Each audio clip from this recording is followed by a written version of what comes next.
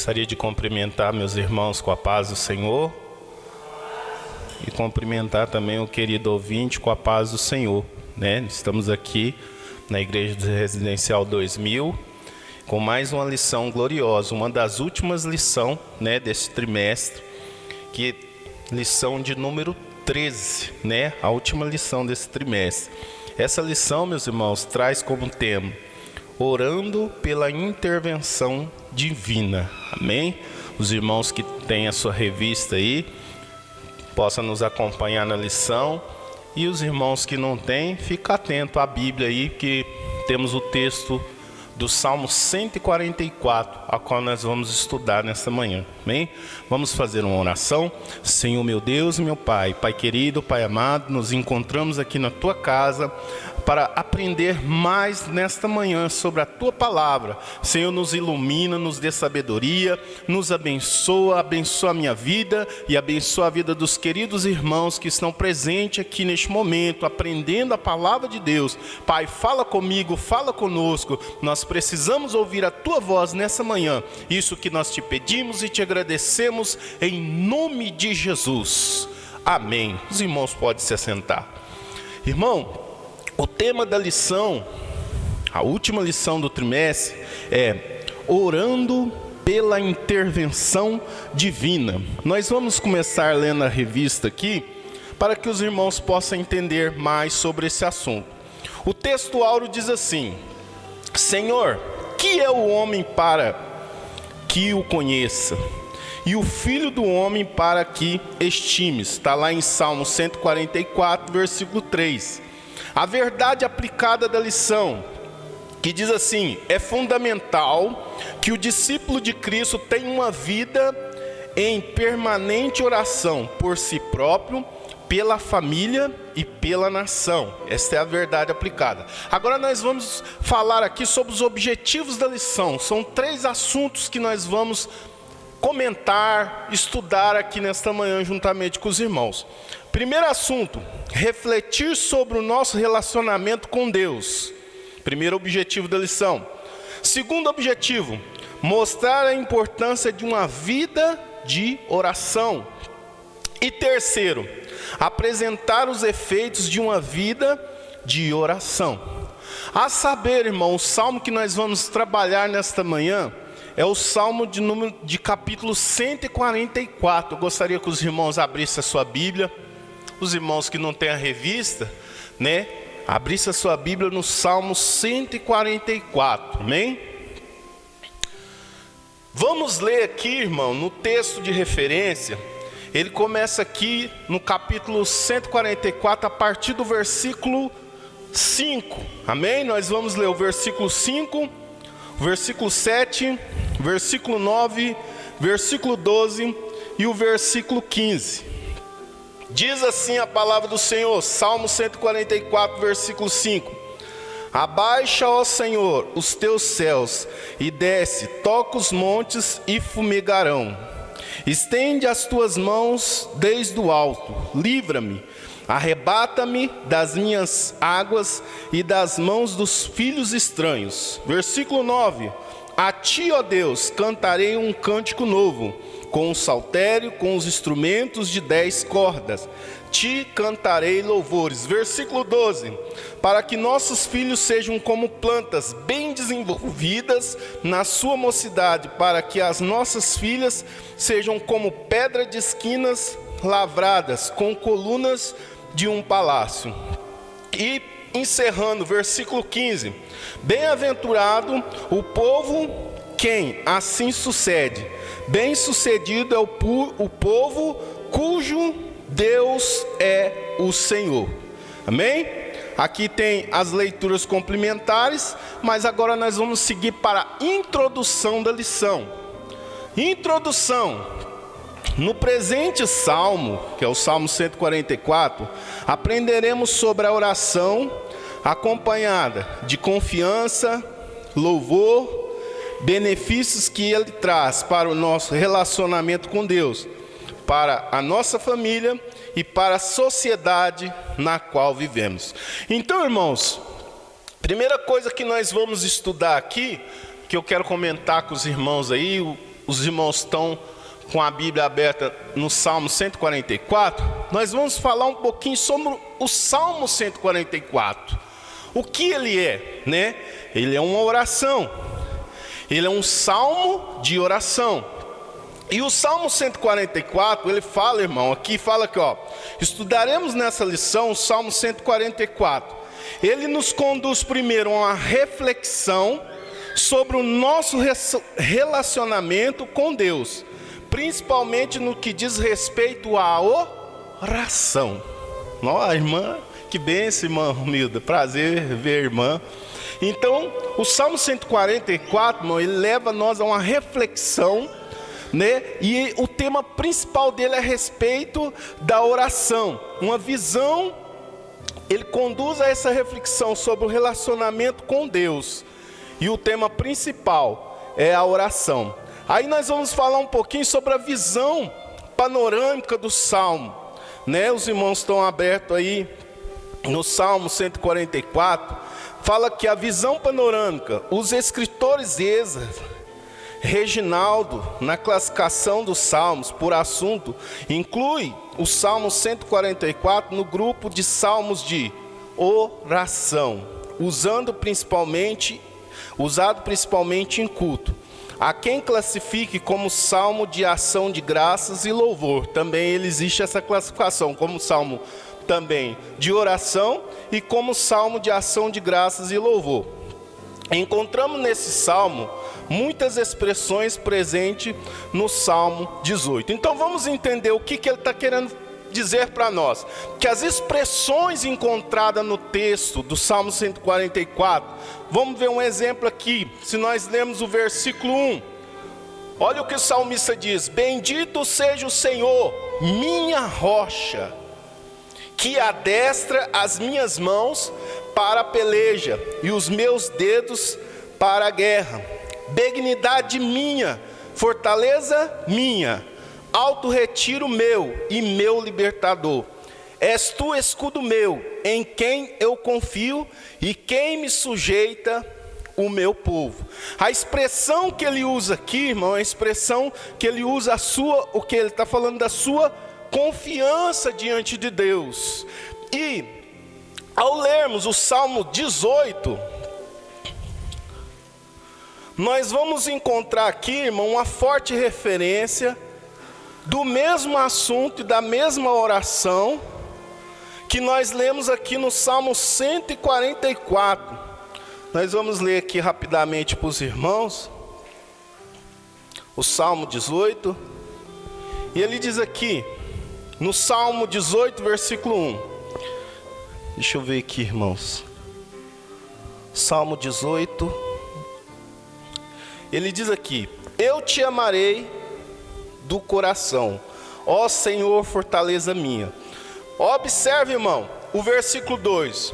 O Senhor é o meu rochedo, o meu lugar forte, o meu libertador, o meu Deus, a minha fortaleza, em quem confio, o meu escudo, a minha força, salvação e meu alto refúgio. A expressão que ele usa no Salmo 144 é semelhante. Quando ele começa aqui no versículo 1 do 144, ele diz assim, bendito seja o Senhor. Aí a primeira expressão que tem um paralelo com o Salmo 118 aqui, que nós vemos as mesmas palavras, a primeira coisa que ele expressa no Salmo 18, Senhor, fortaleza minha. Você vê que a comparação da oração do Salmo 18 com o Salmo 144. Ele fala assim, Senhor, fortaleza minha. No Salmo 144 ele também exprime da mesma forma, Senhor, fortaleza minha. Então nós estamos falando sobre o Salmo 144. Então nós estamos explicando para os irmãos a comparação entre o Salmo 144 e a expressão do Salmo 18. E tem mais outras palavras aqui, irmão, que ele diz aqui, fortaleza minha. Aí depois em segundo aqui ele fala assim, o Senhor é o meu rochedo. No Salmo 144, ao estudarmos aqui, nós vamos ver que ele fala aqui, o Senhor, no versículo 1, o Senhor é a minha rocha. E no outro ele fala: o Senhor é o meu rochedo. É as mesmas palavras, né? Interessante o paralelo desses dois salmos. E aqui nós temos outras palavras aqui que diz também, irmão. Primeiro que nós falamos, fortaleza minha, o Senhor é minha rocha. E aqui em terceiro, o Senhor é o meu escudo. Irmão, tudo isso que nós estamos vendo nesta oração é a expressão e a confiança que o salmista ele usa nas suas palavras, porque nós entendemos que quando nós lemos o livro de Salmo, é o homem expressando a Deus o que tem no seu coração. Isso é o Salmo, né? O homem teve oportunidade, homens foram inspirados por Deus para expressar do seu coração, né, o seu sentimento a Deus, e eles colocaram isso. Então por isso que nós entendemos que o livro de Salmos é o livro das orações. Nós vamos ver oração de Davi, oração de Moisés, muitas orações. Então nesta oração do 144 e o Salmo 18, nós vemos um paralelo muito grande entre as palavras. A segunda expressão que ele fala aqui, depois de o Senhor é minha fortaleza, o Senhor é o meu rochedo, o Senhor é o meu escudo, e aqui terminando aqui, o Senhor é o meu libertador, né?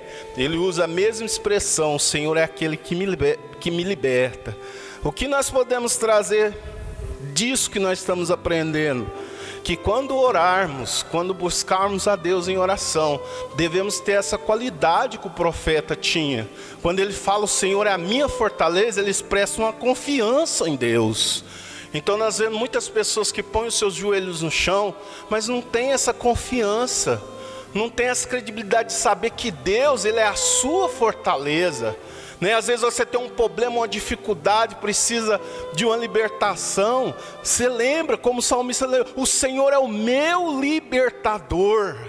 Ele pode libertar você, né? Então é isso que o salmista, ele, além de nos mostrar o paralelo entre os capítulos 18 e o versículo 144, eu vejo aqui que Deus nessa lição, ele tenta nos ensinar que quando nós colocamos nosso joelho no chão, a primeira coisa que nós temos que ter é esse pensamento que o salmista tinha. Ele tinha confiança: o Senhor é o meu rochedo, o Senhor é o meu escudo, o Senhor é o meu libertador. Aleluia, é isso que Deus, ele quer de nós. Porque se pensarmos dessa maneira, irmão, nós podemos pôr o nosso joelho no chão e ter certeza que ele nos ouve. Porque muitas pessoas, irmão, pedem oração. Não tem nada errado em você pedir oração para alguém, mas Deus também quer que você coloque o seu joelho no chão e tenha um relacionamento com ele através da oração, né? Pois o tema da lição é esse, irmão: orando pela intervenção divina, né? Devemos orar, buscar a Deus. Isso é muito importante na nossa vida. Aí ele fala aqui, o Salmo 144, no grupo do Salmo de oração, usado principalmente em culto. Há quem o classifique como salmo de ação de graças e louvor, encontrando neste salmo muitas expressões presentes no Salmo 18, foi o que nós comentamos, como no cântico de Davi, registrado em 2 Samuel capítulo 22. Se nós irmos lá, irmão, rapidamente, em 2 Samuel capítulo 22, olha que paralelo maravilhoso também neste cântico de Davi, que nós vamos encontrar também aqui, ó, que diz aqui, ó: e falou Davi, cântico, 2 Samuel capítulo 22, os mesmos paralelos que nós vemos no Salmo 144, no Salmo 18, agora no 2 Samuel capítulo 22, que diz aqui, cântico de Davi em ação de graça. E falou Davi ao Senhor as palavras deste cântico no dia em que o Senhor o livrou das mãos de todos os seus inimigos e das mãos de Saul. Disse, pois, o Senhor, olha as palavras de Davi aqui: o Senhor é o meu. Tem um paralelo ou não tem, irmão? As mesmas palavras: o Senhor é o meu rochedo, o Senhor é o meu lugar forte, fala da fortaleza de Deus. O Senhor é o meu libertador. Nós vemos um paralelo aqui, ó. Aí no 3, nós vamos ver uma semelhança bem maior aqui, que ele fala aqui, ó. Deus é o meu rochedo, e nele confiarei. Ele é o meu escudo e a força da minha salvação. Então ele dá esses além do Salmo 144, o estudioso aqui, ele nos dá 2 salmos que tem os paralelos das mesmas palavras, as mesmas orações, em que o salmista orar, irmão Romildo, ele usa a confiança, ele coloca Deus como o escudo dele, ele coloca Deus como rochedo, ele coloca Deus como a sua fortaleza. Então isso é muito importante, o que ele traz para nós, além de nos mostrar esse paralelo, essa igualdade entre os capítulos, ele traz essa ideia para nós, essa reflexão. Aí ele fala aqui, a presença de temas presentes em outros cantos, segundo Kinder, fez vários estudiosos considerarem a possibilidade desse salmo ter sido composto por alguém posterior a Davi. Quer dizer, aí a pergunta soa, né? Quem compôs o Salmo 144? Quem foi o escritor do Salmo 144? Nós não temos um nome aqui, mas o que o leitor tenta nos passar, que a pessoa que compôs o Salmo 144, ela foi uma pessoa posterior a Davi. Por quê? Ela conhecia muito bem a história de Davi, as orações de Davi, o que Davi tinha feito. Então por isso que, ao explicar sobre quem foi que compôs, a gente tudo indica que foi uma pessoa posterior a Davi, né? Isso aqui que ele fala sobre quem compôs o Salmo 144. Seja como for, é possível identificar nesse saltério muitas experiências de Davi. Aí ele vai falar aqui no Salmo 144, irmão, as experiências que Davi teve. Vamos ver aqui no Salmo 144. Vamos falar um pouquinho sobre as experiências que Davi ele passou. Vamos ver aqui que o texto nos refere aqui, ó. Nos refere o versículo 7, 8, o 10 e o 11, que diz assim, irmão: estende as mãos desde o alto, livra-me e arrebata-me das minhas angústias e das mãos dos filhos estranhos, cuja boca fala a vaidade, cuja mão direita é a destra da falsidade. A ti, ó Deus, cantarei um cântico novo, com o saltério e com instrumento de 10 cordas te cantarei louvores. É ele que dá a vitória aos reis e que livra a Davi, seu servo, da espada maligna. Então nós vemos aqui esses versículos aqui, esse personagem que compôs esse salmo, ele fala sobre a vida de Davi, né? Ele fala sobre o que Davi passou. Então nós entendemos aqui, irmão, que ele fala sobre as experiências que Davi passou, as experiências que Davi teve na sua vida com Deus, né? E nós entendemos aqui que Deus, ele ora pedindo a Deus, né? Livra-me, tira das mãos dos filhos estranhos, cuja boca fala vaidade, a mão direita está à destra da iniquidade. O que isso nos ensina, irmão? Que Davi, nas suas adversidades, né, nós vemos aqui a experiência de um grande homem de Deus, que quando ele entrava em dificuldade, uma das primeiras coisas que Davi fazia é colocar o seu joelho no chão e confiar em Deus. Nós sabemos um pouquinho da história de Davi, irmão, que Davi, ele passou por muitos momentos de aflição. Quando ele foi ungido a rei por Samuel, ele não foi imediatamente, quando Samuel derrubou a botija de azeite em Davi, ele não foi imediatamente levado a rei. Ele passou por um período de experiência. Deus foi moldando Davi. Davi, irmão, antes de chegar a ser rei, ele padeceu muitas perseguições. Quem foi um dos principais perseguidores de Davi? O seu rei, Saul. Saul começou a perseguir Davi, irmão. Queria matar Davi.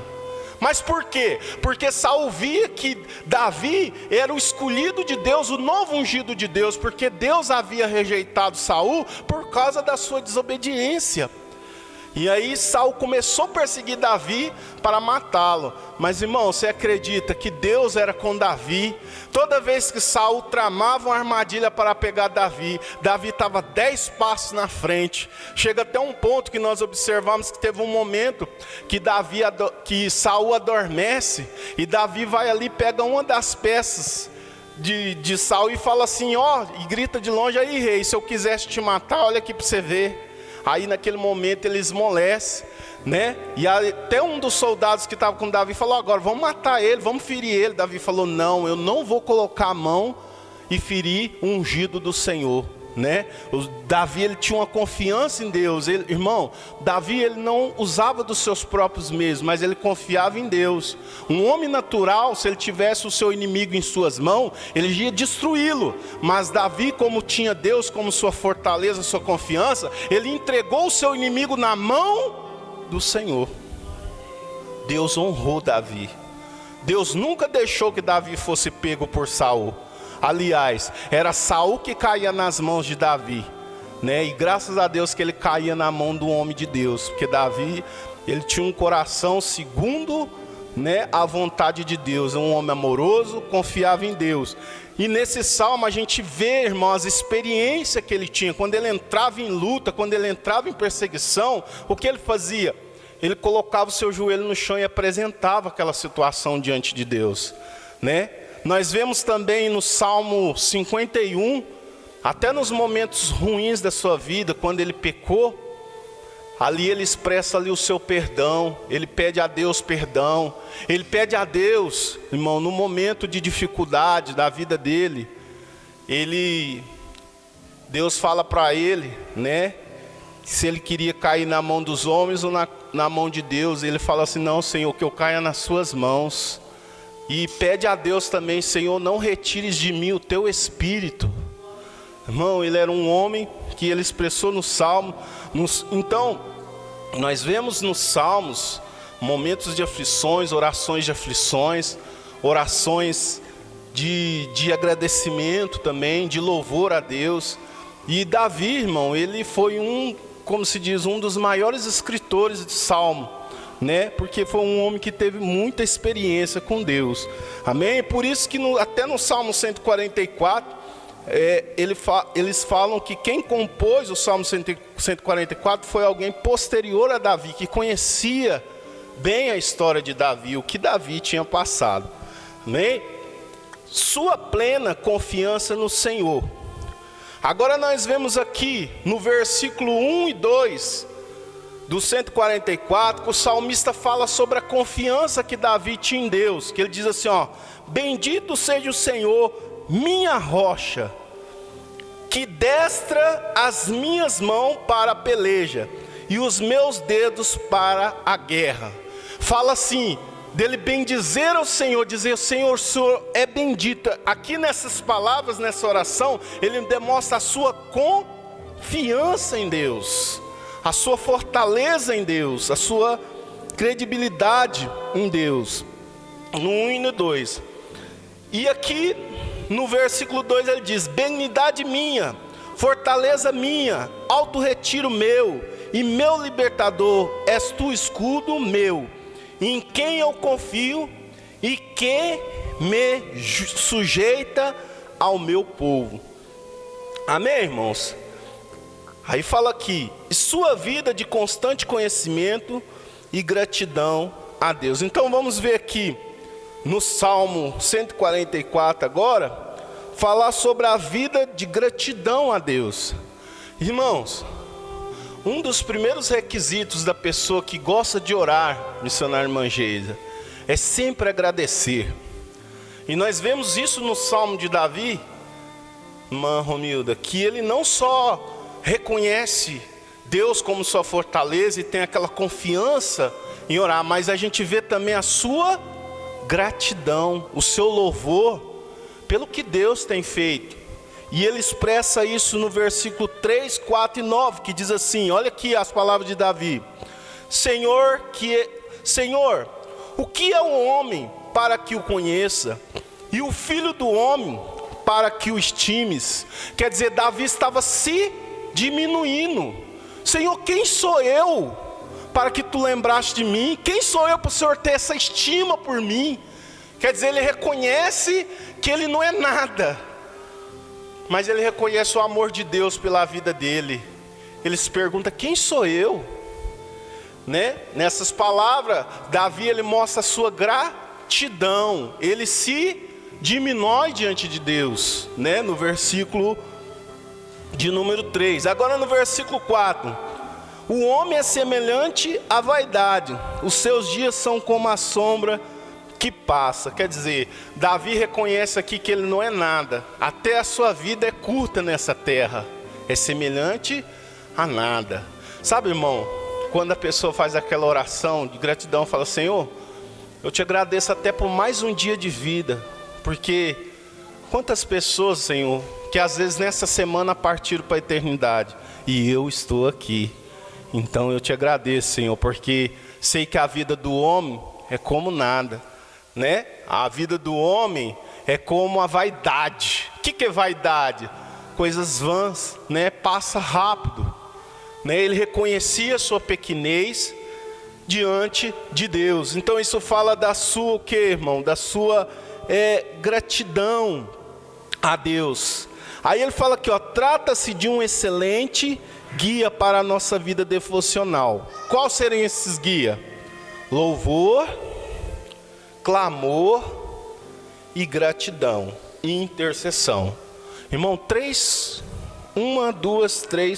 4 coisas que não pode faltar na vida de quem ama a Deus de verdade, quem quer agradar a Deus. Primeiro, louvor.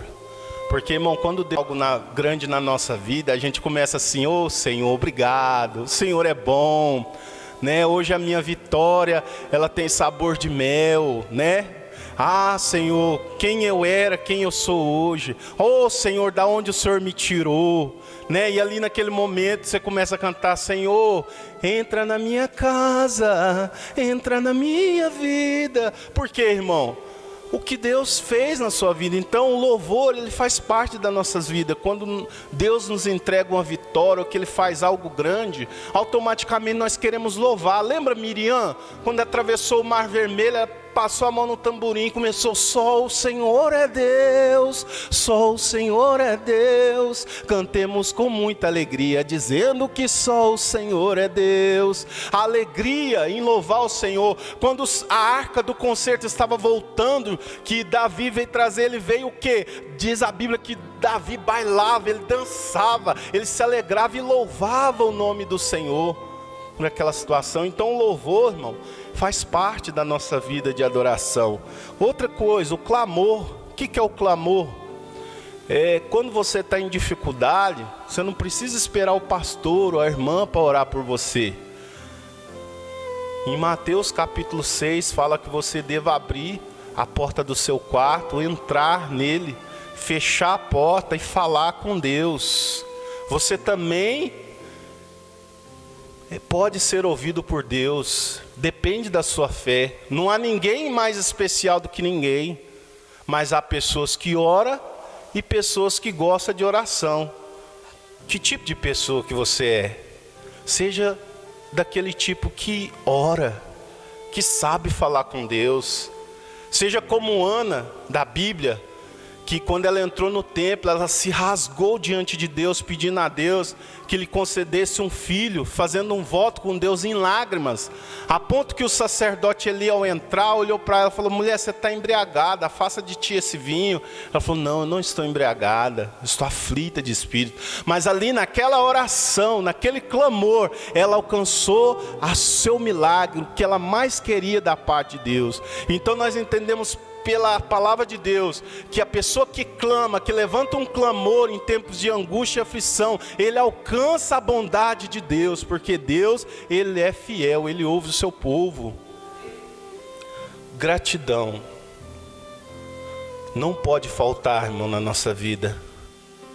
Agradecer a Deus pela vida, pela família, pela saúde, por tudo. Que nunca falte na sua vida gratidão, irmão.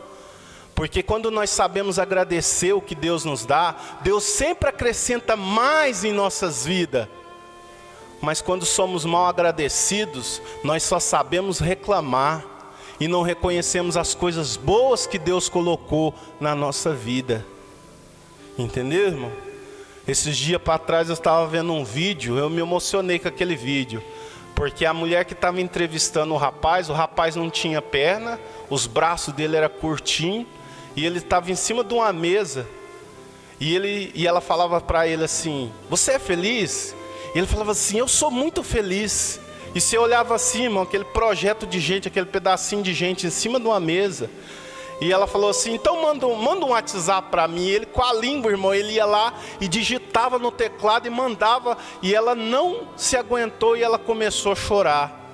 Porque tantas pessoas perfeitas, que tem braço, perna, saúde, reclamando da vida. E aquele rapaz naquela situação dizendo: eu sou feliz. Quer dizer, agradecendo a Deus, às vezes por estar vivo, estar daquela forma. E dizendo: Deus, eu sou feliz. Nós temos que aprender, irmão, ser gratos a Deus. Olha para você, você já se olhou no espelho?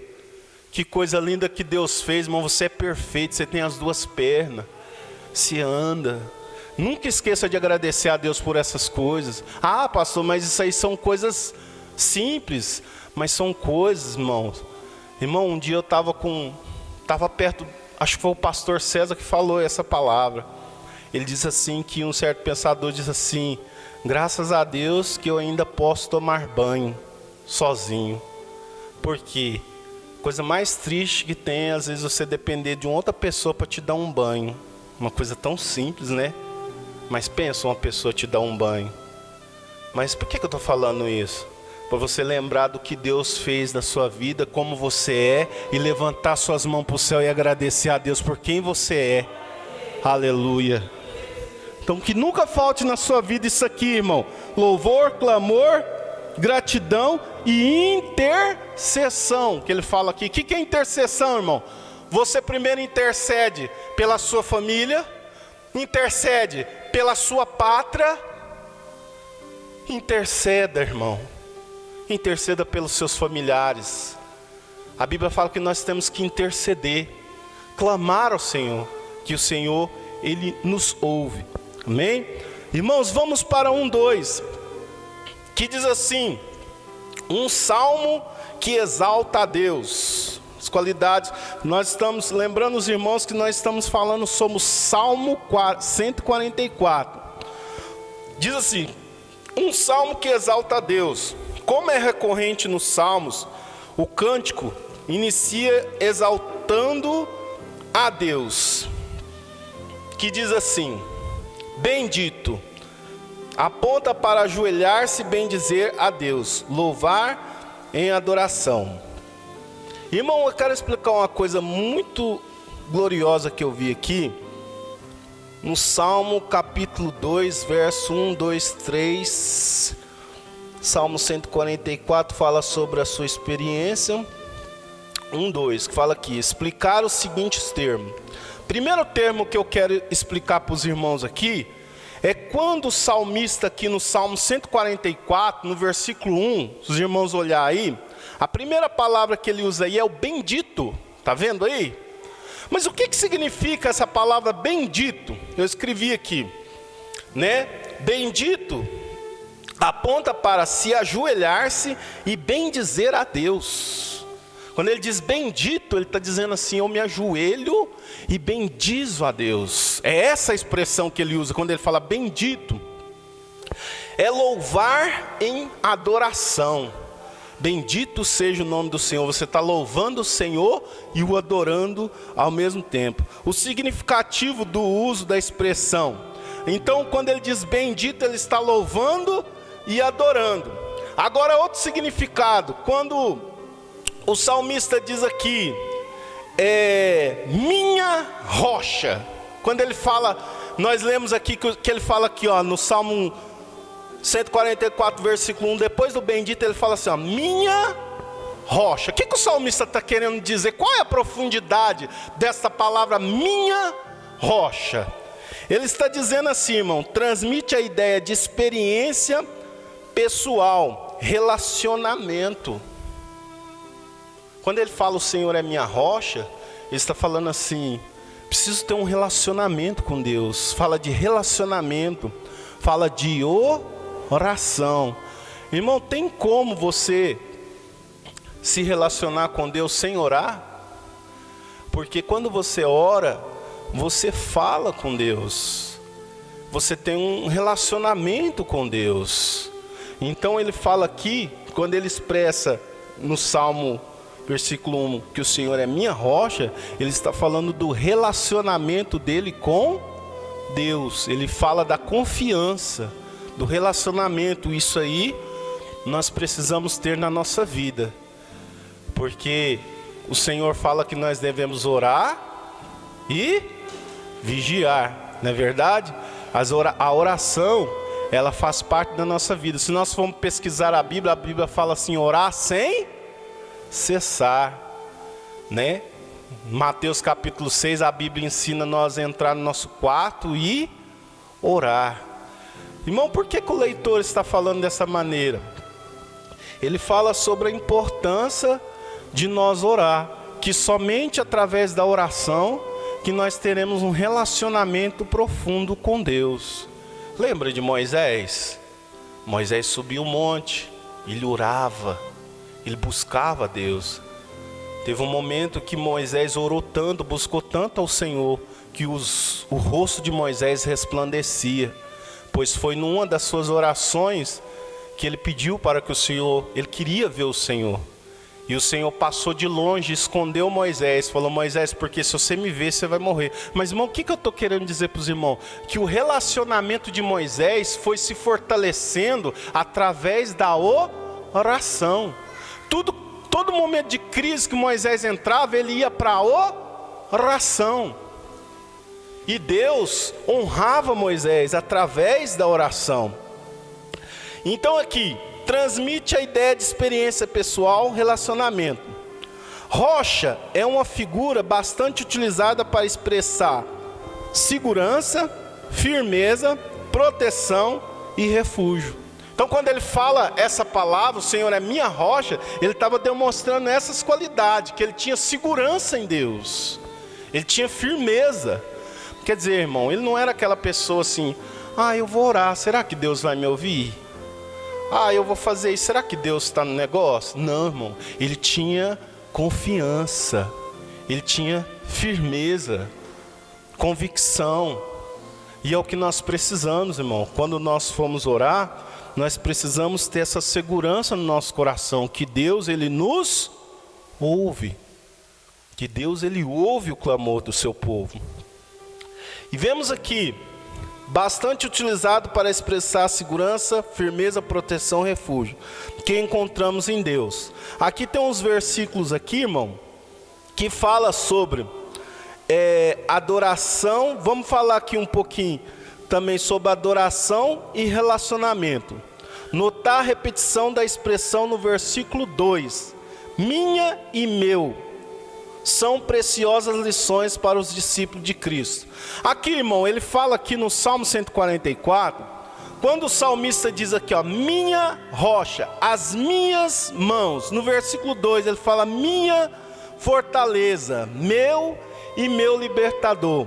A lição que isso traz, irmão, para os discípulos, né, é que nós temos a responsabilidade de clamar, de buscar, de pedir a Deus, né? Então essa é minha e sua responsabilidade, de buscar, de clamar, de pedir a Deus, né? Para que nós podemos ter e desfrutar de um relacionamento com Deus, amém? Irmãos, vou pular aqui, para nós não perder tempo, vou para o top de número 1:3, nós vamos falar sobre a inferioridade do homem, certo?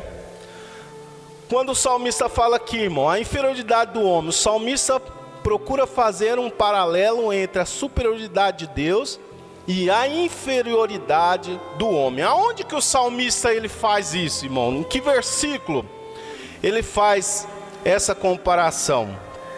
Vemos aqui, quando ele fala aqui, ó, o homem é semelhante à vaidade, os seus dias são como as sombras.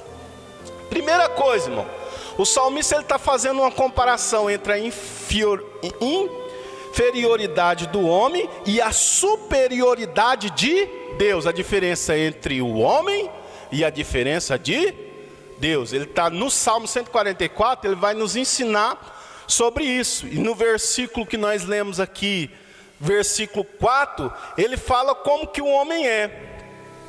A inferioridade do homem. Vamos falar sobre a inferioridade do homem. Que fala aqui que o homem é semelhante ao quê? O que ele fala no versículo 4 aqui? O homem é semelhante à vaidade. Pastor Otávio, o que é vaidade? São coisas, né, vis, coisas que passam, né? O homem é aquilo que é vão, ilusório, que passa. Essa é a inferioridade do homem. O homem dura para sempre, irmão? Não. O homem pode ser rico, pode ser pobre, pode ser inteligente, ele pode ser quem for, pode ser famoso, mas ele passa, ele morre, ele se acaba. E o salmista no versículo 4, ele reconhece isso. O homem é semelhante à vaidade, os seus dias são como a sombra que passa. Quer dizer, o homem logo passa. Então o salmista aí, ele está reconhecendo o tanto que ele é frágil, tanto que ele não é nada. Pois até os pensadores, irmão, em Provérbios, a Bíblia fala, né, que o homem, né, a vida do homem é como, o apóstolo Tiago fala que a vida do homem é como um vapor que esvanece, né? Como que é o vapor? O vapor, ele sai e logo ele desvanece. Assim é a vida do homem, né? Fazendo uma comparação que a vida do homem passa rápido. Essa é a inferioridade do homem. Agora, irmão, vamos falar sobre a superioridade de Deus. Deus, ele é comparado como o que, irmão? Aqui nós vemos aqui como uma rocha. Representa o que? Firmeza. E outra coisa, ele é inabalável, nada abala Deus. Deus é sempre eterno. Deus é Deus, Deus é eterno e ele não muda. O homem muda, irmão? Muda. O homem pode ser bonzinho com você, os príncipes. Até a palavra fala assim: bem-aventurado o homem que não confia no homem. Depois ela fala: bem-aventurado o homem que não confia nos príncipes. Porque, irmão, muitas vezes a gente põe a nossa confiança num governo, o que seja, e a gente acaba se decepcionando. Mas Deus não decepciona ninguém, irmão. Ele é inabalável, ele não muda. Ele é fiel. Então, uma das representações de Deus aqui, ele representa firmeza, ele representa um ser inabalável. Essa é a superioridade de Deus vemos aqui, com a semelhança do homem. Quer dizer, o homem, ele é vulnerável. Deus, ele é sempre eterno, ele é rocha, ele é firme. Mas nós vemos aqui, irmão, no finalzinho aqui, que fala que Deus é a rocha, o homem é vaidade. Vaidade é aquilo que é vão, ilusório e instável, pouco duradouro. A ideia de estabilidade é reafirmada pela expressão: os seus dias são como a sombra, ou seja, efêmeros, logo passam, independentemente da posição ocupada, da condição financeira ostentada e do conhecimento obtido. Nós não podemos transpor a instabilidade humana. Por outro lado, somos transitórios. Por outro, a superioridade e a estabilidade de Deus nos completa. Quer dizer, ainda que somos, irmãos, como se diz, vios, passamos rápido, mas a superioridade de Deus nos completa. Quer dizer, que o que nós precisamos entender aqui, irmão, que o salmista fala que na nossa curta passagem aqui na terra, nós precisamos de Deus. Nós precisamos de Deus na nossa vida. Deus em primeiro lugar. Aleluia. Até em Eclesiastes capítulo 12 ele fala assim: lembra-te do teu Criador nos dias da tua mocidade, antes que venham os maus dias, chegam os anos, a qual venha dizer, não tenho nele contentamento. O que ele tenta nos passar ali, irmão? Que até o jovem que tem todo o vigor, toda a força, sem Deus, ele não é nada. Porque vem o dia mau chega para mim, chega para você, chega para o rico, chega para o pobre, ele vem. Mas quem tem Deus, tem a vitória, tem a paz, tem a salvação. Aleluia. Deus é a coisa mais importante na nossa vida. Por isso que a palavra diz assim: buscai primeiro o reino de Deus e a sua justiça, e as demais coisas vos serão acrescentadas. Aqui que eu entendo, o Senhor Jesus nos ensina que nós, na nossa curta vida aqui na terra, devemos buscar a Deus em primeiro lugar, e as outras coisas, você pode ter certeza que Deus vai acrescentar na sua vida. Deus não vai deixar você passar fome, Deus vai cuidar da sua família, Deus vai cuidar de você. Isso que Deus está nos ensinando nessa manhã, irmão. Aleluias. E é isso que o salmista ele fala sobre a inferioridade de Deus, como se diz, a superioridade de Deus e a inferioridade do homem. O homem não é nada. Deus ele é firme, ele é rocha. E quando você une o homem com Deus, o homem consegue ser feliz. Já viu, irmão? Tem gente que tem carro, tem moto, tem dinheiro, tem fama, e ele é vazio, ele é triste, ele quer dar um fim na sua vida, porque dentro do seu coração existe um lugar que somente Deus pode ocupar, só Deus pode completar. Nada nesse mundo pode completar, porque Jesus, irmão, ele é a nossa luz, ele é aquele que nos completa, que nos dá paz e nos dá alegria. E é isso que o salmista tenta nos passar, né? Que nós devemos sempre nos preocupar com esse fator. Irmão, número 2, que diz aqui: confiança, oração e a graça de Deus. Nós vamos ver aqui.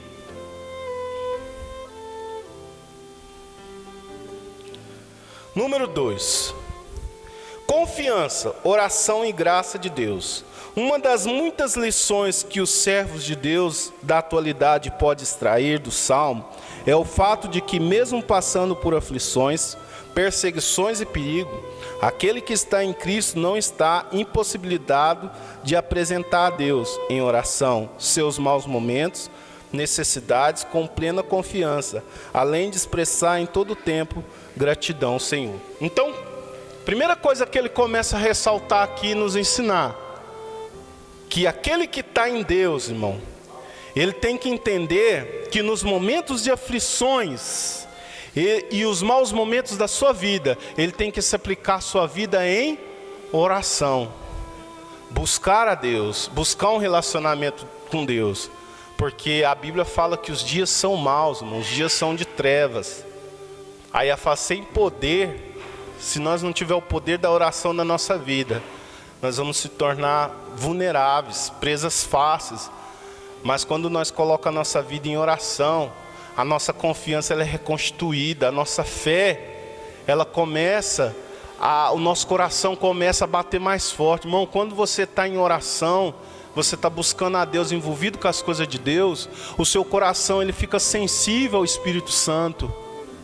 Por isso que a necessidade da oração na nossa vida, nós buscamos um relacionamento. Porque se nós não buscarmos a Deus em oração, a gente vai esfriando, até chegar a um ponto que, mesmo que Deus use 10 profetas para falar com você, você está com o coração de pedra, um coração fechado. Porque você não aplicou a sua vida à oração. Você já observou que quando você está em oração, você vai ler a Bíblia, você começa a sentir arrepio. Quando você está em oração, você vai cantar um hino, as lágrimas começam a rolar. Quando você está orando muito, você começa a chorar, o seu coração se abre diante de Deus. A oração, ela te aproxima, ela te leva diante de Deus, porque o maior interessado que você tem um relacionamento é Deus. Deus, Ele quer falar com você, mas Ele precisa que você esteja de joelhos, pois é de joelhos que você vai vencer todas as aflições, todas as batalhas da sua vida. É de joelhos que aqueles que lutam contra você vão cair. Lembra de Daniel? Daniel orava 3 vezes ao dia. Se levantaram mais de 120 príncipes contra a vida de Daniel, falando: vamos matar esse homem, vamos acabar com ele. Mas Daniel falou: eu vou para a oração. Eles fizeram um decreto: quem orasse seria lançado na cova dos leões. Os irmãos conhecem a história. Daniel não se intimidou, ele tinha Deus como seu rochedo, como a sua rocha firme. Ele abriu as janelas para a banda de Jerusalém e começava a orar ao Senhor. Quando os seus inimigos viram isso, Mangês, ele falou: agora ele cai, agora nós mata ele. Levou o rei, tinha sido um decreto assinado pelos persas, medo que não podia ser revogado, aquele decreto. E quando levaram Daniel para ser lançado na cova dos leões, o anjo do Senhor estava lá dentro daquela cova. Primeira coisa, Deus fez com que o coração do rei fosse com Daniel. O rei queria mudar aquilo, o rei entendeu que era uma armadilha, mas ele não podia fazer nada. Escute, há momentos que o homem não pode fazer nada por você, mas Deus, Ele pode te livrar da cova dos leões. Deus, Ele é poderoso. O rei levanta de manhã cedo, bem cedinho, e fala: Daniel, servo do Deus vivo, será a causa que o Deus a qual você serve continuamente pôde te livrar do poder dos leões? Aí Daniel diz: viva o rei, que o Senhor enviou o seu anjo e fechou a boca do leão. Irmão, que coisa gloriosa. É isso que Deus quer de mim e de você: relacionamento. No dia que as suas orações diminuir, a sua força vai diminuir. Deus está falando com você aqui, irmão. É tempo de você pôr o seu joelho no chão. Ah, Senhor, mas eu estou com a minha vida, não está muito bem. Coloca a vida no altar, coloca o joelho no chão e fala: Deus, eu vou me consertar, eu vou parar com isso. Deus, eu vou lutar pela minha salvação, irmão. Lute pela sua salvação, pois a Bíblia fala que ela é arrancada à força. O inimigo, incansavelmente, ele luta para afastar eu e você de Deus. E uma das principais coisas que Deus quer é relacionamento, oração. E o que o inimigo quer? Cala, não clama não, não ora não, não jejua não, não busca não. Vai enfraquecendo, porque aí eu vou armar uma armadilha e vou te derrubar. Mas Deus está te alertando aqui nessa manhã: ore, clame, busque. Aleluia, para que o fogo e a presença de Deus possa entrar na sua vida e te proteger, meu irmão. É isso que Deus, Ele quer um relacionamento. Aí fala sobre a confiança, a oração. O tema aqui é oração, relacionamento. 2:1, a graça de Deus, num contexto de tanta exaltação humana, exagerada, exposição de conquistas pessoais, bem como o uso de expressões como determino meus direitos, entre outros, é importante enfatizar que o salmista está bem consciente de que sua segurança e certeza na oração estão baseadas na benignidade de Deus. Salmo 144, versículo 2. Onde ele diz aqui, irmão, versículo 2, ele começa aqui, ó: benignidade minha. O que o salmista fala? Benignidade minha. O que é benignidade? Bondade. O salmista está falando assim: o Senhor é muito bom. Eu quero falar sobre a bondade de Deus, porque Ele é bom. Ele fala sobre a sua benignidade. A primeira coisa que ele enfatiza aqui é a benignidade de Deus. E a segunda coisa que ele enfatiza aqui, irmão, é sobre aqui que nós lemos aqui. Eu quero ler para os irmãos. Tal percepção também está no Salmo 8, versículo 4. Vamos lá. Nós lemos aqui no capítulo 144, versículo 2, que fala sobre a benignidade, que é a bondade de Deus. No Salmo 8, versículo 4, ele fala também, usando a mesma expressão. Aleluias. Diz aqui, Salmo 8, versículo 4: que é um homem mortal para que te lembres dele, e o filho do homem para que o visites. Quer dizer, fala sobre a bondade de Deus, que ele reconhece, como eu disse para os irmãos, a sua pequenez, a sua inferioridade, que ele é homem, que ele é comparado com uma vaidade, mas ele fala: quem sou eu para que tu lembres de mim, para que tu estimes, para que tu que deposite esse amor. Mas o que ele está passando aqui, que ele foi alcançado. Sabe o que o salmista está nos ensinando aqui no Salmo 144? Que ele foi alcançado pela graça de Deus. Pastor, o que é a graça de Deus? A bondade de Deus. Pastor, o que é a graça de Deus? É o favor imerecido. Lembra, Jesus morreu na cruz do Calvário por você, ainda sendo você pecador. Ele morreu por você, Ele te amou. Ainda no seu tempo de ignorância, Jesus, Ele te olhava e te amava, porque você era filho da ira de Deus. Ele te transformou em filho de Deus, em príncipe. Você estava sentado na região da sombra da morte, atolado no lamaçal do pecado, mas a mão poderosa do Senhor foi lá e te arrancou de lá. Aqueles que estavam assentados na região da sombra das trevas, raiou a luz. Quem é essa luz, irmão? Essa luz é Jesus Cristo de Nazaré, aleluia, que raiou na minha vida e na sua vida.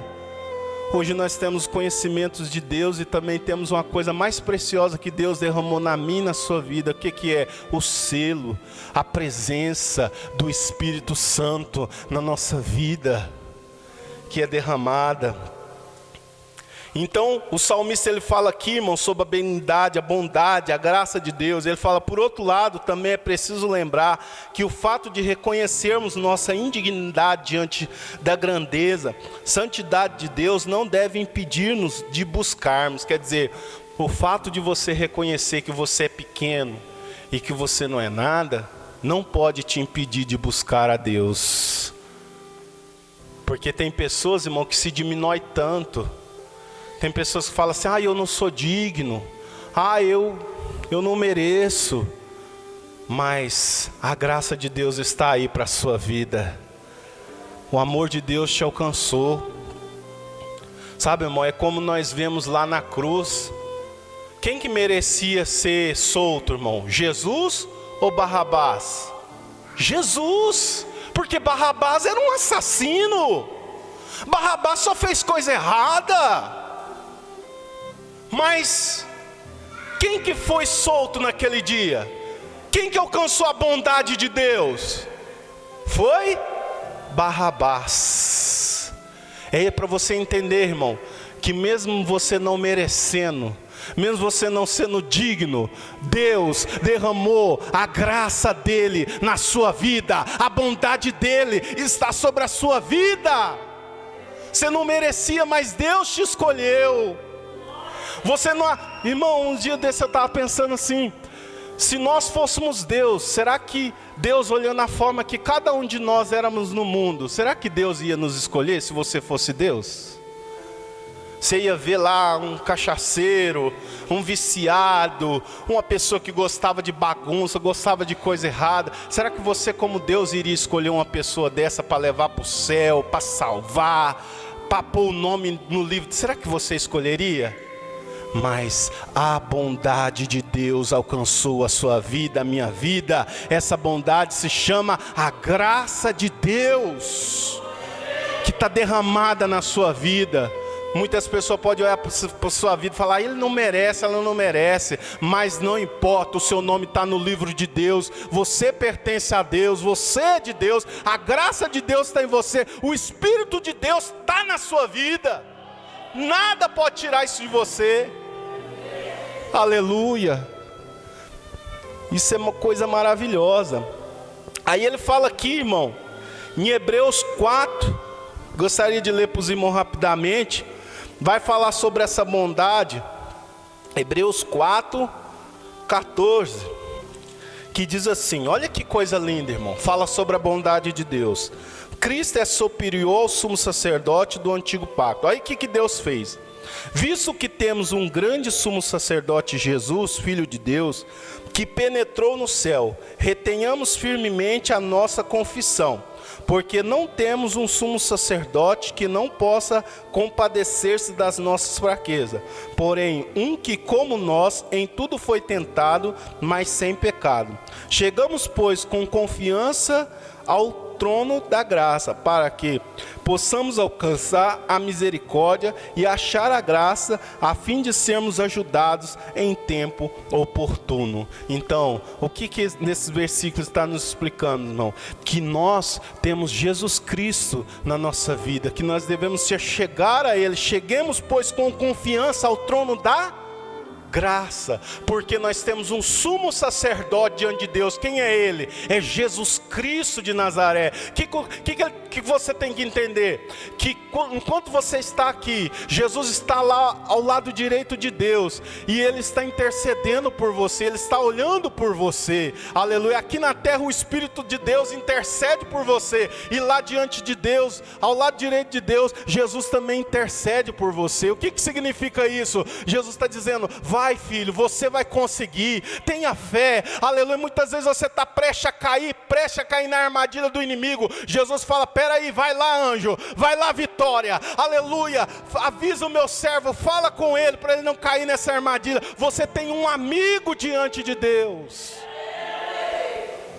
aleluia. É isso que você tem que entender. É o nosso intercessor, nosso sumo sacerdote. E nós alcançamos tudo isso que nós temos pela bondade de Deus. Porque Deus deu o seu Filho unigênito para morrer na cruz, para que todo aquele que nele crê não pereça, mas tenha a vida eterna. Nós reconhecemos a bondade de Deus em oferecer o seu Filho, e reconhecemos Jesus em dar a sua vida para salvar a humanidade. Jesus foi maravilhoso. Maravilhoso.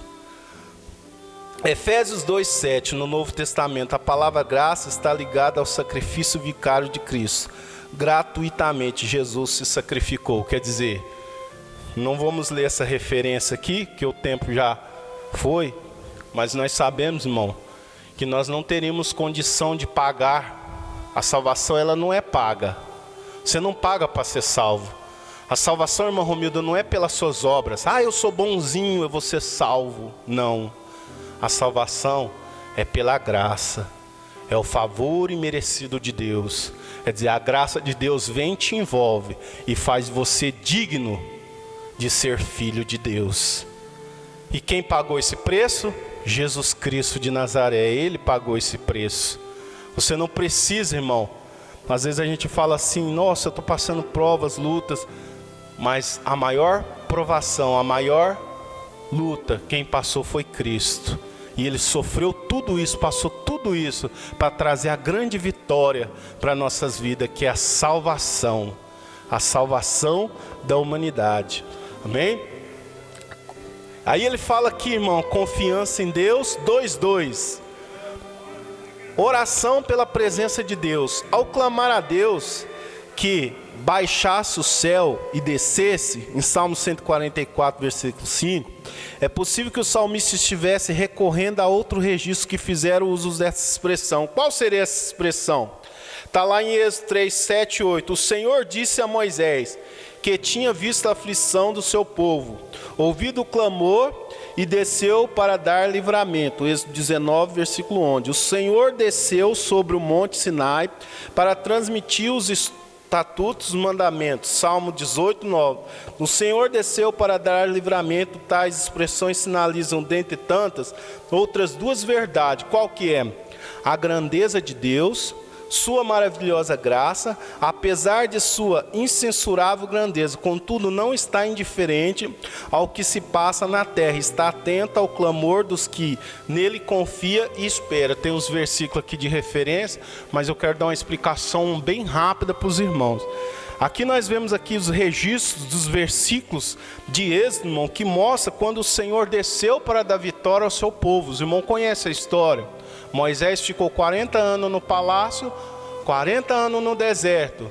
No final dos 40 anos, Deus fala com Moisés, ele desce na sarça e fala com Moisés. Nesse momento Deus fala, a Bíblia registra que Deus desceu para livrar o seu povo.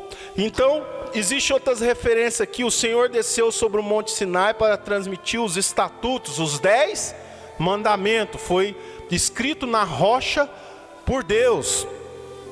E depois, nós vemos aqui no Salmo 18, versículo 9, o Senhor desceu para dar livramento. Então, o que significa isso, irmão? Que o salmista ele tenta nos ensinar com essas comparações? Deus desceu, falou com Moisés, livrou o povo.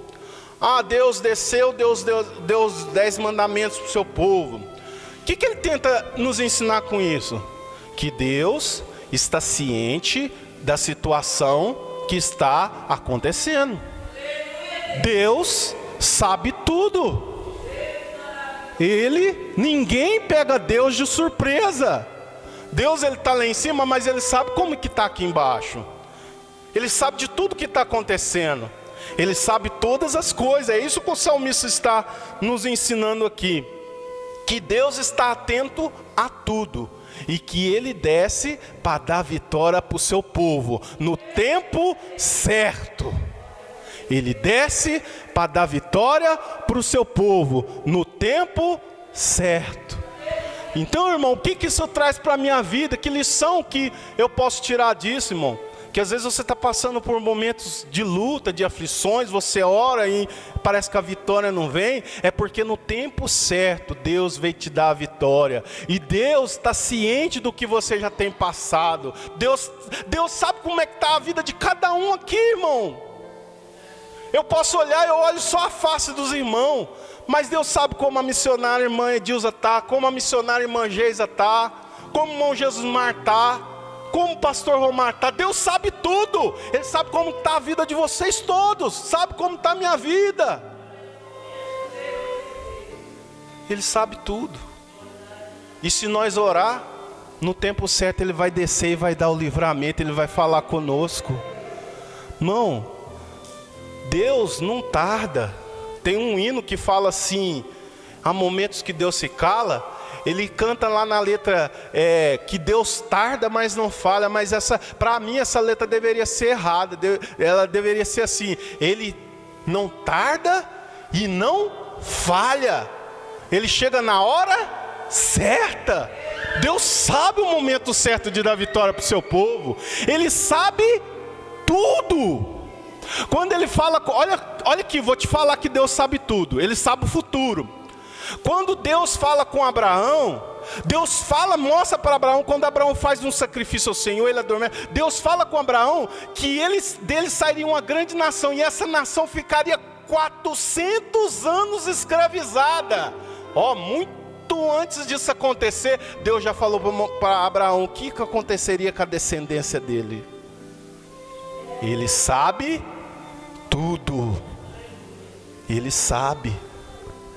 Você nem havia nascido, né? Nem havia nascido, Deus já sabia tudo.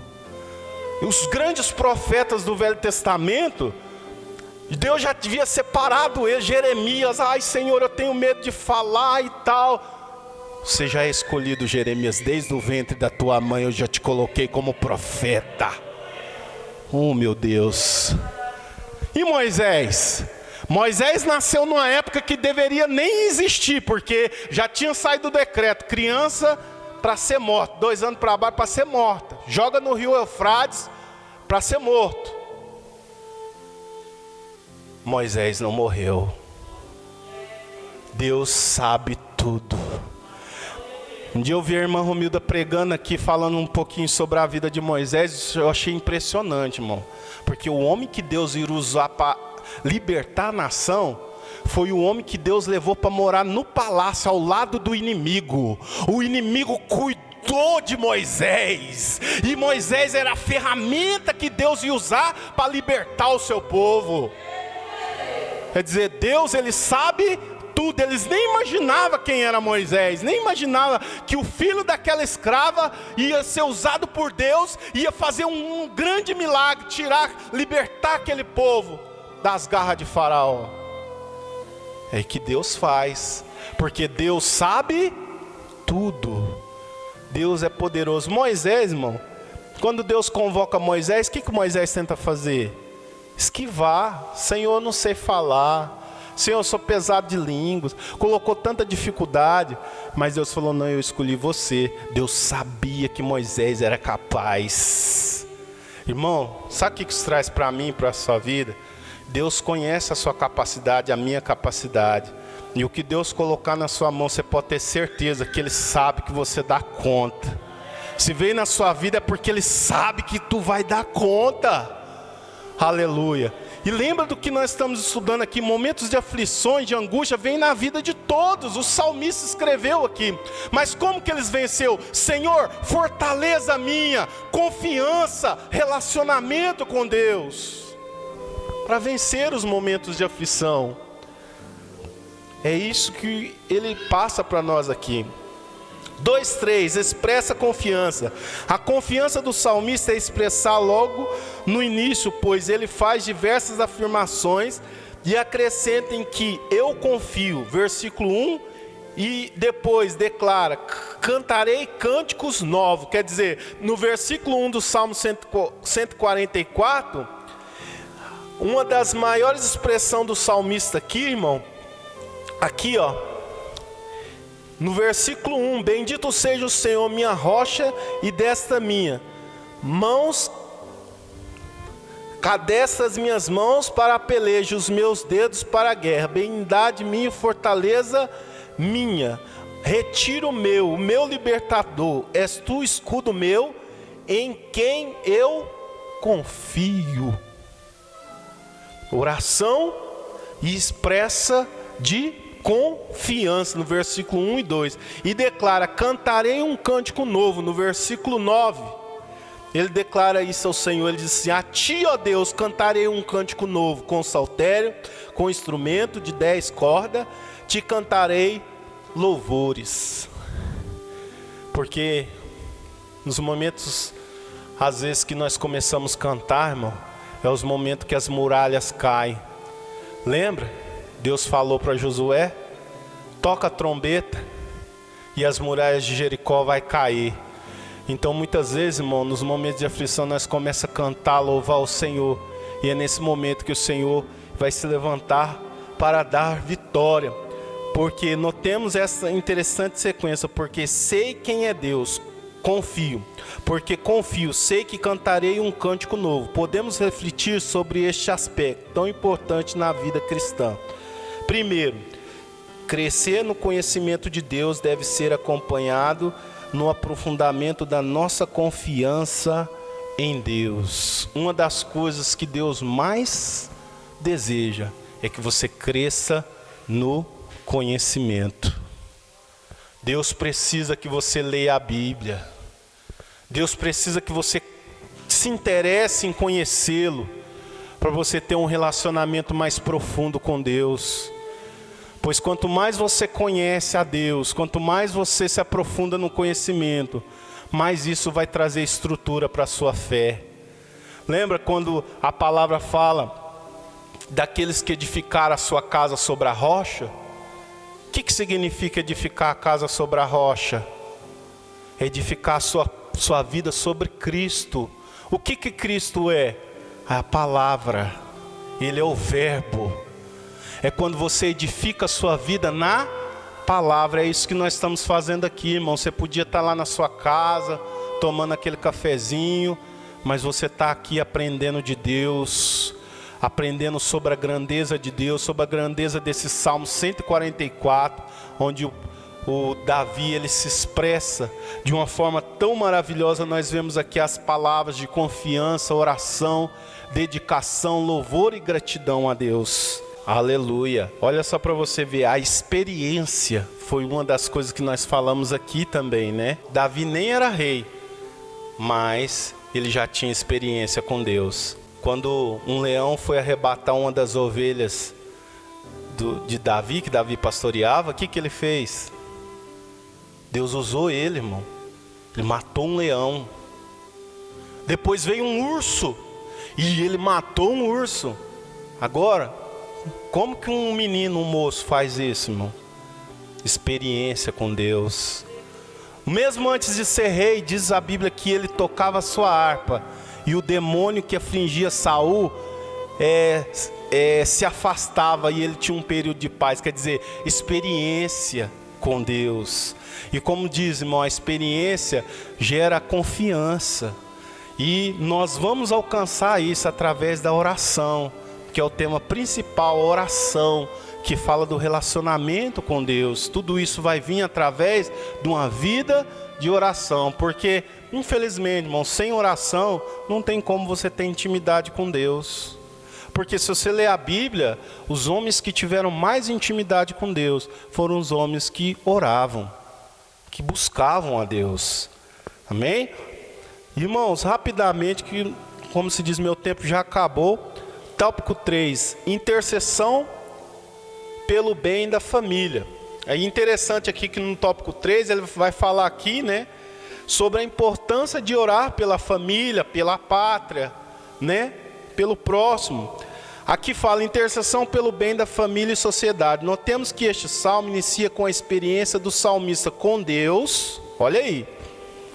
1 e 2. Agora ele se volta para interceder pela família. Onde ele expressa isso? No Salmo 144, versículo 12 e 13. Ele diz assim, ó: para que nossos filhos sejam como plantas bem desenvolvidas na sua mocidade, para que as nossas filhas sejam como pedras de esquinas, lavradas com coluna de um palácio, para que as nossas despesas se enchem todo o provimento, para que nossos gados produzam a milhares e a dezenas de milhares em nossas ruas. Então ele fala aqui, irmão, importante lição para os nossos dias: pessoa, família e sociedade. Nós devemos interceder, orar pela nossa família, orar pela nossa cidade e orar pelo próximo. Porque muitas vezes, irmão, nós somos egoístas. A gente ora pela nossa família, somente pela nossa família. Não ora pelo seu vizinho, pelo seu próximo, não ora pela sua pátria. Mas nós devemos interceder pela nossa pátria. Aqui, numa desses esboços aqui, ele fala aqui, ó, 3:1, ele vai falar sobre os filhos, que nós estamos falando aqui, intercessão pelo bem da família e sociedade. Quando fala intercessão pelos filhos, o filho, exemplo aqui, filhos, plantas bem desenvolvidas na sua mocidade. Aí aqui ele diz aqui, é fundamental nos unirmos em oração pelos filhos, principalmente crianças, adolescentes e jovens, para que sejam como plantas florescentes, bem desenvolvidas, viçosas no jardim do Senhor. Evidente que dependemos do Senhor e do seu agir na vida de nossos filhos. Então, irmão, o que nós aprendemos sobre isso aqui? Que nós devemos orar pelos nossos filhos. Pais, orem pelos seus filhos, orem por eles, peça para Deus guardar, peça para Deus proteger. E outra coisa, para os nossos filhos nós devemos orar por eles. Segundo, nós devemos ensiná-los. Irmão, sabe como que a palavra de Deus era passada pela nação de Israel? Era os pais ensinando aos filhos, de geração a geração, a palavra de Deus. Os pais ensinavam os grandes feitos do Senhor. Lembra quando quando eles expressavam, falavam assim, o que é feito das coisas que os nossos pais diziam acerca do Senhor? Aí o Senhor falava assim, porventura não te escolhi eu? Quer dizer, os pais já tinham passado para os filhos os acontecimentos, quer dizer, isso fala do ensinamento. Irmão, você deva sentar com o seu filho, a sua filha, e ensinar a ele a palavra do Senhor. Quem é Jesus? Quem é Deus? O que agrada a Deus? O que desagrada a Deus? Ensinar a ele que ele não deva servir a Deus por obrigação, mas deva servir a Deus por amor. Eu sirvo a Deus porque meu pai vai na igreja, então eu vou. Não, ele tem que aprender com você a importância da palavra de Deus, a importância do evangelho na vida do ser humano. E quem vai passar isso para ele, irmão? Vai ser você. Porque existe muitas coisas sobre a palavra de Deus e sobre a igreja que você tem que ensinar o seu filho em casa. Às vezes não vai ter oportunidade do pastor, alguém trazer aqui um ensinamento, não. Porque às vezes você tem um conhecimento, você precisa passar para o seu filho lá dentro da sua casa, explicar para ele. Então aqui fala sobre ensino. Outra coisa que também você deva fazer, irmão, dar exemplos. Se você quer que o seu filho seja um bom servo de Deus, a primeira coisa que tem que ter na sua vida é um exemplo. Porque como é difícil, irmão, você ensinar uma coisa que nem você segue. Nem você segue. Aí você quer impor isso sobre o seu filho. Aí seu filho, sua filha vai olhar para você e falar, pai, mas isso que você está me falando aí, o senhor não faz. Por quê, irmão? O exemplo é o maior ensinamento. Porque muitas vezes o seu filho vai aprender, sem menos abrir a sua boca. Ele vai falar assim, não, porque eu vejo o exemplo do meu pai e da minha mãe. Então, uma das coisas principais que não pode faltar na nossa vida, antes de nós querer ensinar alguém, é dar o exemplo daquilo que nós vamos ensinar. E isso não pode faltar. Discipulado, o que é o discipulado? É aquilo que eu fiz com os irmãos, quando os irmãos antes de batizar, aquilo precisa ter na vida dos filhos. Irmãos, nós temos que chegar nos nossos filhos e ensinar para eles o que é se batizar, a importância de se batizar, a importância de tomar a Santa Ceia. Nós temos que passar esse conhecimento para os nossos filhos, irmão. Isso é muito importante, o discipulado, né? Precisa ingressar. Então essas são as coisas, irmão, que é preciso a gente então orar pelos nossos filhos, ensiná-los, dar exemplo para eles e discipulá-los. E outra coisa que nós precisamos também fazer, irmão, de vez em quando, colocar disciplina. O que é disciplina? Colocar certos limites, regras. Um lar, irmão, não pode faltar regras, disciplina. Porque muitas vezes, se não tiver isso, vira bagunça.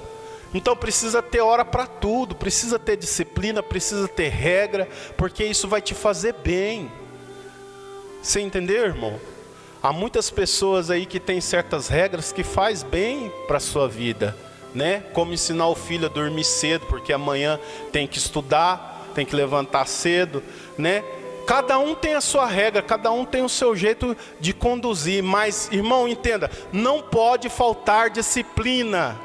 A gente não pode deixar à vontade, tem que ter disciplina, tem que ter regra, isso faz bem para o seu lar, vai fazer bem para a sua vida, né? Porque a pessoa que ela não consegue ter disciplina, ela vai levar as coisas tudo bagunçado, né? Pensa só, uma pessoa que dorme tarde, tem que trabalhar cedo, como é que ele vai trabalhar no outro dia? Péssimo, né? Uma pessoa que come fora de hora, como é que vai ser essa pessoa? Não, irmão, eu estou falando assim de coisas simples, mas para os irmãos entenderem, né?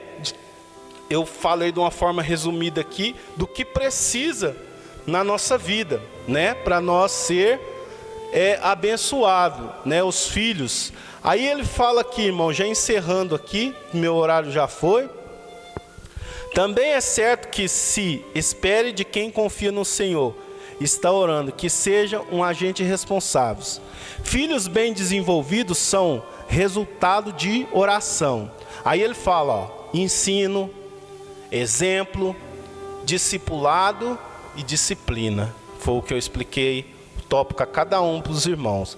Pois preciso estar plantados junto a ribeiros de águas, uma referência bíblica, que está em Salmo 1:3.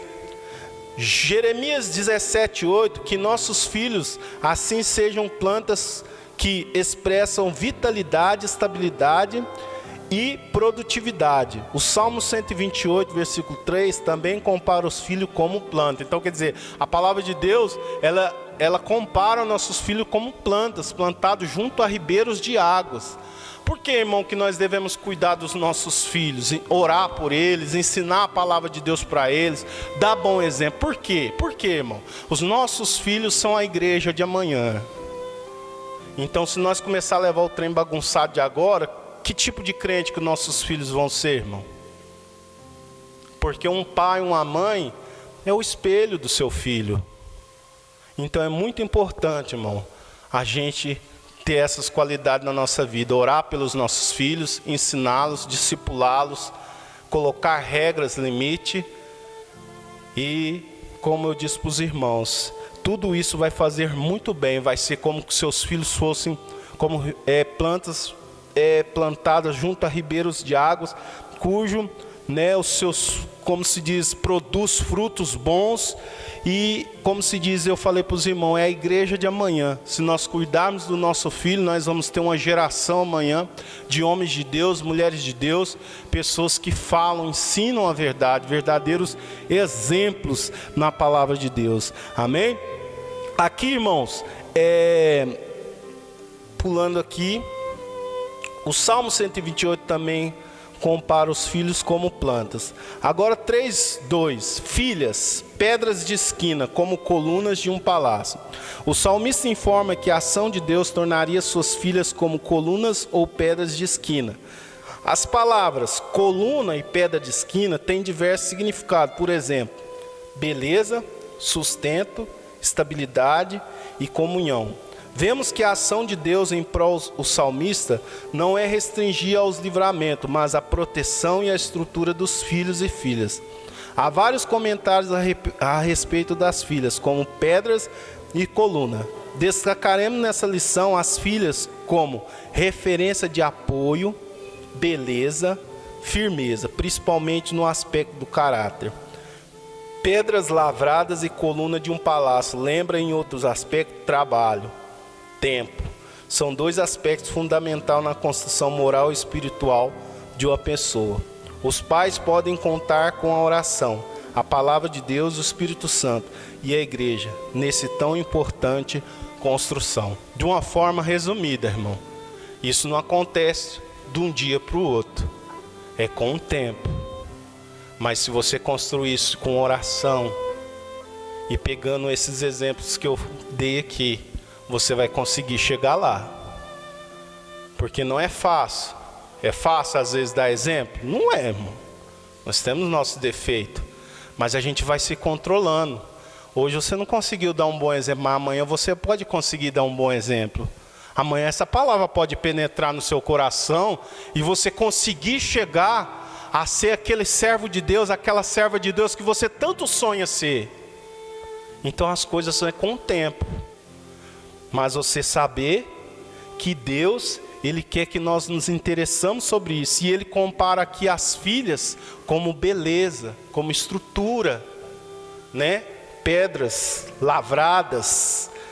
Uma expressão bonita aqui, nós poderíamos falar muitas coisas para os irmãos, mas como o tempo já foi, aqui ele fala aqui, filhas, significa coluna, pedra de esquina. E o maior exemplo disso, Jesus fala da beleza, do sustento e da comunhão, Isso é muito importante na nossa vida. Beleza, sustento e comunhão são coisas preciosas na nossa vida. Amém, irmãos? Irmãos, 3:3, intercedendo pelo bem da sociedade. Aqui fala sobre a sociedade de uma maneira geral, nossa pátria. O salmista menciona nossas ruas e povo, versículo 14 e 15. E ele pede a bênção de Deus não apenas para si e a família, mas também para a sociedade. Pessoas que têm um relacionamento com Deus refletem isso no seu seio e na sociedade. Nós vemos aqui em Gênesis 12, versículo 2 e 3, irmão, naquela passagem, né, que Deus fala com Abraão, né, que não deveria ocultar a ele o que iria fazer, porque aí em outra referência também Deus fala assim, que Abraão ele iria falar das suas grandezas também aos seus descendentes, né? Ele enfatiza aqui, irmão, o aprendizado, porque como ia sair uma geração de Abraão, né, era importante o conhecimento de Deus ser passado, entendeu? Então Deus estava preparando Abraão e ele sabia muito bem que Abraão ia testificar das coisas de Deus, a sua grandeza. Então enfatiza ele aqui, ó, Deus enfatiza que Abraão iria ensinar os seus filhos. Olha aí, irmão, a grandeza de Deus aqui que nós aprendemos. Deus estava enchendo Abraão de conhecimento, pastor Romar, porque ele sabia que esse conhecimento não ficaria só para Abraão. Abraão iria passar para a sua descendência. Para terminar, irmão, tudo que você está aprendendo com Deus, não é para você somente, é para sua família, é para os seus amigos, é para o seu vizinho, é para quem Deus colocar na sua frente para você falar da palavra de Deus. Amém, irmão? Deus abençoe a vida dos irmãos. Vou ler a conclusão e vou encerrar. Além de ser grande e transcendente, Deus está atento ao clamor dos que nele confiam e esperam. Podemos assim apresentar a Ele nossas inquietações e aflições, certos da vitória. É nossa responsabilidade como servos de Deus interceder e procurar o bem da família e da sociedade. Então, na conclusão aqui, ele fala aqui, irmão, que como servo de Deus, nós devemos procurar o bem da nossa família e da nossa sociedade.